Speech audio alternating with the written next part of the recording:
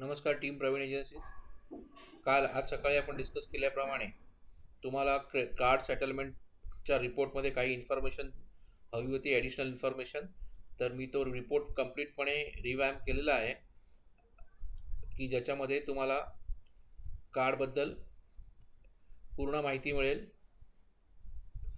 मी इथून आउटस्टँडिंग काढून टाकतो सो दॅट आपल्याला बँकचे रिपोर्ट पण बँकेत अमाऊंट जमा झालेले रिपोर्ट पण दिसतील, ट्रान्झॅक्शन पण दिसतील.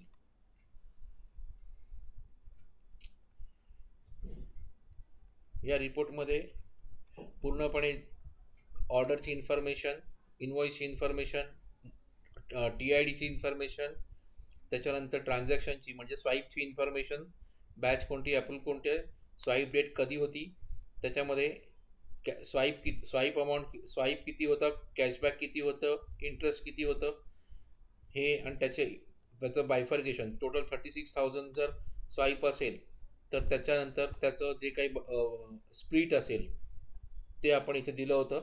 आता इथे स्वाईप अमाऊंट, बऱ्याच ट्रान्झॅक्शनचं स्वाईप अमाऊंट दिसत नाही आहेत, कारण का त्या स्वाईपचं तुम्ही बँकेमध्ये ऑलरेडी रिसिप्ट घेऊन झालेले आहात. त्याच्यामुळे ते ह्याचाच तिसरा पार्ट हा खाली बँकेच्या इन्फॉर्मेशनमध्ये गेलेला आहे. ज्याचं आउटस्टँडिंग बाकी आहे ते तुम्हाला ह्या कॉलममध्ये दिसतं. इथे आपण रिसीट केलेली अमाऊंट दिसते.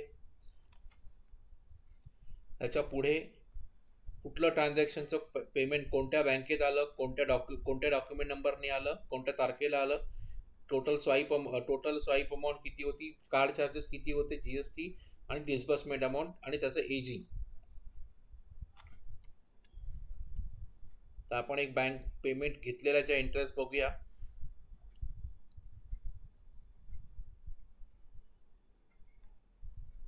इथे बघा, ज्या बॅचेस आपण सेटल करून झालेल्या आहेत आणि कॅश स्वाईपच्या अमाऊंट ज्यांचे तुम्ही रिसिट्स मारलेले आहेत त्या बँकेचं रिसिट नंबर, सो दॅट तुम्हाला बँकेमध्ये किंवा बॅच सेटलमेंटमध्ये ती एंट्री शोधायला सोपं पडेल. कोणत्या बँकेत आपण अमाऊंट घेतली, सेटल डेट काय होती, त्याच्यानंतर टोटल ग्रॉस अमाऊंट किती होती, त्याच्यावर MDR किती होता, CGST, SGST आणि त्याचं टोटल डिस्बर्समेंट, नेट डिस्बर्समेंट. तर ह्या पद्धतीने पूर्ण रिपोर्ट हा मी इथे दिलेला आहे. नंतर जर आपल्याला एकाच कस्टमरचे मल्टिपल रेकॉर्ड्स जर पाहायचे असतील चेक करण्यापुरता, तर आपण इथे पाहू शकतो.